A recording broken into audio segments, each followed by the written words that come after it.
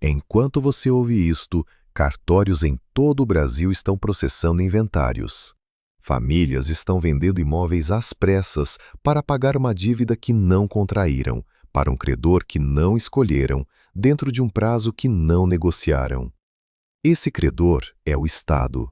E o instrumento que ele usa chama-se Imposto sobre Transmissão Causa-Mortes e Doação, o chamado Imposto de Herança. Não estamos falando de uma taxação marginal sobre fortunas de oligarcas.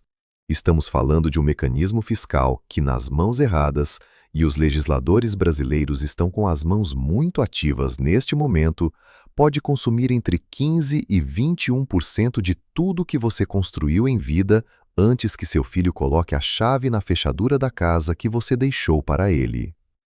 O choque negro deste cenário não é a alíquota atual. É a proposta de emenda constitucional que tramita no Congresso, que propõe elevar o teto nacional do imposto de 8% para 21%. A maioria das famílias brasileiras de classe média não sabe que esta proposta existe. Os que sabem acreditam que não as afeta. Ambos os grupos estão errados. Na segunda metade desta análise, vou revelar a estrutura que permite ao Estado tributar o mesmo patrimônio 2, 3, até 4 vezes, de forma absolutamente legal, e por que os mecanismos de proteção que seu contador provavelmente sugeriu podem, em determinadas circunstâncias, agravar o problema em vez de resolvê-lo. O Brasil não chegou a este ponto por acidente. O cenário foi construído ao longo de décadas de decisões que, individualmente, pareciam razoáveis. Em conjunto, formam uma armadilha. Durante os anos de juros elevados e crescimento moderado, o planejamento sucessório era luxo de poucos. A maioria das famílias mantinha patrimônio em imóveis físicos, conta corrente e, ocasionalmente, aplicações de renda fixa. A complexidade era baixa, o risco tributário administrável. 2 fatores mudaram essa equação de forma irreversível. O primeiro foi a democratização no investimento. A partir de 2010, milhões de brasileiros migraram para fundos, ações, fundos de investimento imobiliário e, mais recentemente, ativos digitais. Um trabalhador com patrimônio de R$ 500 mil hoje pode ter esse valor distribuído em 12 classes de ativos diferentes, cada uma com tratamento tributário distinto no momento da sucessão. O segundo fator é a crise fiscal dos estados. O Imposto sobre Transmissão Causa-Mortes e Doação é um tributo estadual, e os estados brasileiros estão tecnicamente à beira da insolvência. O Rio de Janeiro decretou estado de calamidade financeira. Minas Gerais acumula déficits estruturais há anos. Rio Grande do Sul ainda absorve os impactos das enchentes de 2024. Quando governos precisam de receita e têm poder para aumentar alíquotas, eles aumentam. A analogia histórica mais precisa não é a crise das hipotecas de 2008. É o que aconteceu na França entre os anos 60 e 80, quando o imposto sobre herança atingiu 54% para determinadas faixas. O resultado foi a destruição de empresas familiares multigeracionais, êxodo de capital e uma classe média que passou décadas reconstruindo o que uma geração havia acumulado. O Brasil está percorrendo o mesmo caminho, em velocidade acelerada. A psicologia do mercado aqui não é de ganância, é de paralisia. As famílias que deveriam estar planejando não estão, porque o tema é tabu, porque os advogados cobram caro para explicar e porque existe uma crença cultural de que isso se resolve na hora. Essa crença é a fundação sobre a qual o Estado constrói sua receita. Em tese, o Imposto sobre Transmissão Causa-Mortes e Doação é um mecanismo de redistribuição. Você acumula patrimônio em vida. Ao morrer ou ao realizar doações, o Estado captura uma fração desse valor, impedindo a concentração de riqueza intergeracional. É o argumento filosófico. Vamos ao mecanismo técnico. O imposto incide sobre 2 eventos distintos. O primeiro é a transmissão causa-mortes, quando o patrimônio passa ao herdeiro após a morte do titular. O segundo é a doação em vida, quando o titular transfere bens voluntariamente, sem contraprestação financeira. O sistema ideal funcionaria assim: alíquotas progressivas, base de cálculo clara, avaliação de ativos padronizada, prazo razoável para pagamento, isenções que protegem o patrimônio essencial da família. Os freios e contrapesos seriam o fisco estadual, o poder judiciário nos casos de contestação e o próprio planejamento patrimonial como válvula de pressão legítima. Pense nesse sistema como uma balança de precisão. De um lado, a arrecadação necessária para o Estado. Do outro, a preservação do patrimônio familiar como vetor de desenvolvimento econômico. A balança, quando calibrada, funciona. O problema é que cada estado calibra a sua de forma diferente e algumas estão adulteradas. São Paulo cobra 1% até certos valores, chegando a 4% na faixa máxima. Rio de Janeiro chega a 8%. Bahia atinge 8%. Goiás pode atingir 8% com progressividade. Se a proposta federal de teto de 21% for aprovada, o que impede um Estado fiscalmente desesperado de chegar lá? Absolutamente nada. Agora, vamos desmontar essa balança peça por peça. Os sinais de que o sistema está se tornando predatório não aparecem em manchetes. Aparecem em detalhes técnicos que a maioria das famílias ignora até ser tarde demais. Primeiro sinal: a multiplicação de fatos geradores. Muitas famílias acreditam que o imposto incide uma única vez, na morte. Essa crença está errada em múltiplos cenários. Se o pai doa um imóvel ao filho e anos depois o filho herda outro bem do mesmo pai, ocorrem dois fatos geradores distintos. Se há um usufruto vitalício constituído e o proprietário recebe a consolidação da propriedade plena após o falecimento, há um terceiro fato gerador. Se a holding familiar distribui lucros que foram originalmente constituídos com ativos doados, alguns fiscos estaduais tentam argumentar pela incidência de um quarto evento. O patrimônio original não cresceu. A tributação, sim. Segundo sinal: a base de cálculo discricionária. Em teoria, imóveis são avaliados pelo valor venal. Na prática, alguns estados utilizam pautas fiscais próprias, tabelas administrativas, que podem estar desatualizadas em relação ao mercado, para cima ou para baixo, dependendo do interesse do fisco no momento da avaliação.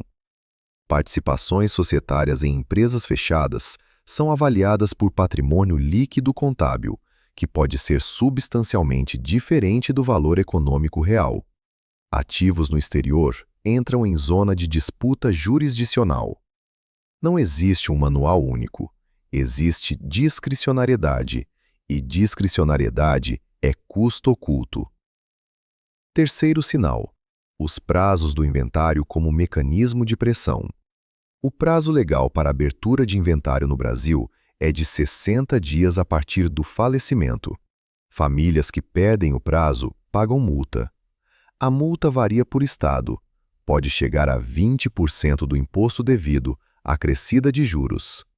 Uma família em luto, sem liquidez imediata, que herdou um imóvel que não pode vender rapidamente, enfrenta uma equação perversa: pagar o imposto com recursos que não tem, no prazo que o Estado determina, sobre um bem que o mercado ainda não precificou. Isso não é tributação, isso é armadilha de liquidez. Quarto sinal: a ausência de correção monetária adequada. Entre a abertura do inventário e o encerramento, que pode levar meses ou anos em casos com conflitos entre herdeiros, o valor do patrimônio é congelado para fins de cálculo do imposto na data base, mas os juros e correção correm sobre o tributo. O resultado matemático é que famílias em inventários complexos frequentemente pagam mais imposto do que pagariam se o processo fosse concluído no primeiro mês. Quinto sinal: a tributação de ativos ilíquidos com exigência de pagamento em espécie. Herdar uma fazenda produtiva de 200 hectares no interior do Mato Grosso não significa ter dinheiro. Significa ter terra. O Estado quer o imposto em reais, não em hectares. O herdeiro ou vende parte do ativo, frequentemente abaixo do valor de mercado, sob pressão temporal, ou contrai dívida para honrar o tributo. Em ambos os casos, o patrimônio que uma geração construiu é parcialmente destruído pela geração seguinte antes mesmo de ser utilizado. Isso não é um efeito colateral do sistema, é o funcionamento previsto. Aqui chegamos ao núcleo da questão. As famílias brasileiras não estão sendo expropriadas por má-fé individual de auditores fiscais. Estão sendo expropriadas por um sistema que foi desenhado ou permitido evoluir de forma a maximizar a captura tributária sobre quem não se planejou. E os instrumentos de proteção disponíveis têm janelas de fechamento que poucos conhecem. Bandeira vermelha número 1. A doação sem reserva de usufruto. Quando um pai doa um imóvel ao filho sem constituir usufruto vitalício em seu favor, perde o controle do bem imediatamente. Se posteriormente precisar do imóvel, seja para moradia, seja como garantia em operação financeira, não terá acesso. Do ponto de vista tributário, a doação sem usufruto antecipa o fato gerador do imposto sobre transmissão causa-mortes e doação, mas não elimina riscos futuros. Se o filho morrer antes do pai, o bem retorna ao patrimônio do pai como herança, e há um novo fato gerador. Isso é uma exposição dupla, criada por uma decisão que deveria ter sido protetora. Bandeira vermelha número 2. A holding familiar constituída apenas para redução de alíquota, sem substância operacional. O planejamento patrimonial via holding é legítimo e eficiente quando estruturado corretamente. Mas existe uma prática difundida de constituição de holdings com o único objetivo declarado de reduzir a base de cálculo do imposto sobre transmissão causa-mortes e doação, transferindo imóveis para a pessoa jurídica e depois tributando a transmissão das cotas societárias em vez dos imóveis diretamente. Alguns estados já editaram legislação específica para desconsiderar essa estrutura quando não há atividade operacional real. Outros estão em processo de editar. Famílias que investiram em constituir essas estruturas há 5 ou 10 anos podem descobrir que o escudo tributário que pagaram para construir foi legislativamente desmontado e que o custo da reestruturação supera a economia originalmente projetada. Bandeira vermelha número 3. A previdência privada como ativo sucessório mal compreendido. Planos de previdência complementar aberta, nas modalidades Plano Gerador de Benefício Livre e Vida Gerador de Benefício Livre, não integram o inventário e, historicamente, não se sujeitam ao imposto sobre transmissão causa-mortes e doação. Essa é a regra geral. Mas há um movimento jurisprudencial e administrativo em curso, particularmente em São Paulo, questionando essa isenção para planos utilizados exclusivamente como instrumento de planejamento sucessório, sem intenção previdenciária real. O Superior Tribunal de Justiça ainda não pacificou a questão. Famílias que concentraram volumes significativos nesses instrumentos por orientação tributária podem estar sentadas sobre uma bomba de litigância futura. Bandeira vermelha número 4. Ativos digitais e criptomoedas sem declaração de titularidade. A Receita Federal exige declaração de criptoativos acima de determinados valores. Mas no inventário, o herdeiro precisa comprovar a titularidade dos ativos para que sejam incluídos na partilha. Se o falecido não documentou adequadamente as carteiras digitais, as chaves privadas e a custódia dos ativos, o herdeiro enfrenta 2 problemas simultâneos. Não consegue acessar os ativos e pode ser questionado sobre a origem do patrimônio se os ativos aparecerem no sistema fiscal sem correspondência documental. Ativos digitais não declarados e sem documentação de acesso são patrimônio perdido, tributado em vida, inatingível na morte. Bandeira vermelha número 5. O seguro de vida como solução incompleta. O seguro de vida é apresentado frequentemente como a solução para o problema de liquidez no inventário. O herdeiro recebe o capital segurado fora do inventário e usa esses recursos para pagar o imposto. A lógica é correta. A execução frequentemente falha em 2 pontos. Primeiro, o valor segurado não é revisado ao longo do tempo e se torna insuficiente quando o patrimônio cresce, mas o prêmio não é ajustado. Segundo, o beneficiário do seguro pode ser diferente do herdeiro responsável pelo pagamento do imposto, criando um conflito interno entre coherdeiros que o planejamento original não antecipou. Quem se beneficia da ausência de planejamento sucessório? A resposta óbvia é o Estado. Mas há beneficiários mais silenciosos. Os escritórios de advocacia, que cobram honorários de 5 a 10% do monte mor para conduzir inventários complexos, têm interesse estrutural em que os inventários sejam complexos. Não estou imputando má-fé individual. Estou descrevendo um incentivo sistêmico. Os bancos que oferecem crédito com garantia de imóvel em inventário, produto cada vez mais comum, capturam o diferencial entre o custo do capital e a urgência do herdeiro que precisa de liquidez imediata. A taxa não é usuária, mas o spread embutido na urgência é substancial. E há o grupo que raramente aparece nas análises: os coherdeiros em conflito. Quando um patrimônio sem planejamento vai a inventário e há herdeiros com interesses divergentes, o tempo que o processo leva é dinheiro que drena do patrimônio comum. Honorários advocatícios, custas judiciais, deterioração de ativos não gerenciados, perda de oportunidades de mercado. Famílias que não conversaram sobre sucessão em vida pagam o custo do silêncio em cartório. Os alertas existiram.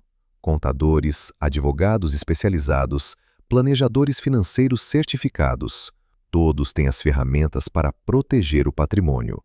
O problema é que a consulta custa dinheiro hoje, e o problema parece abstrato até que não seja mais. Cenário otimista. A proposta de elevar o teto do imposto sobre transmissão causa-mortes e doação para 21% não avança. Os estados mantêm alíquotas atuais. O Superior Tribunal de Justiça pacifica a jurisprudência sobre previdência privada em favor dos contribuintes. As famílias que realizaram planejamento nos últimos anos mantêm suas estruturas funcionais.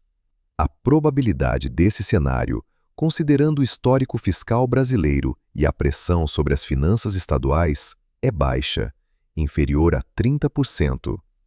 Cenário realista. A proposta avança com modificações. O teto sobe para 15% ou 16%.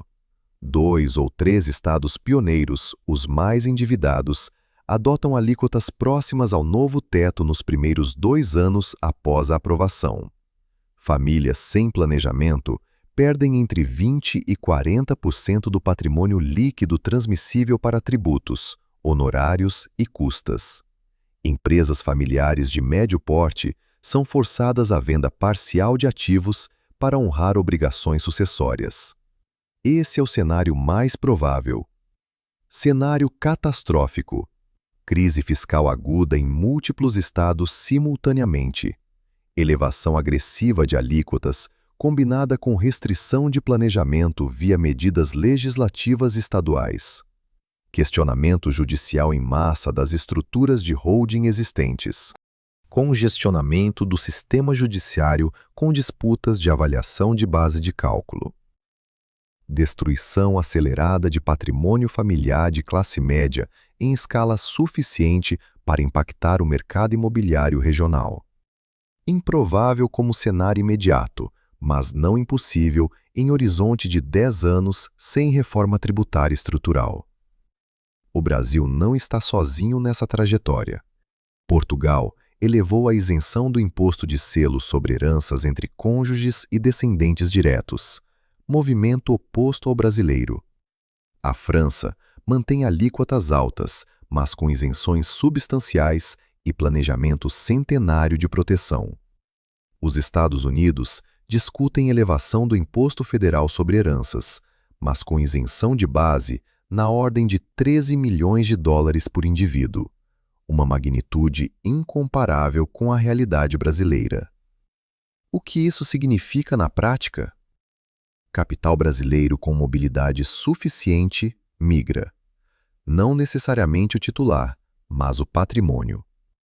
Estruturas com participação em fundos no exterior, ativos imobiliários em Portugal, participações societárias em jurisdições com tratados de dupla tributação favoráveis ao Brasil.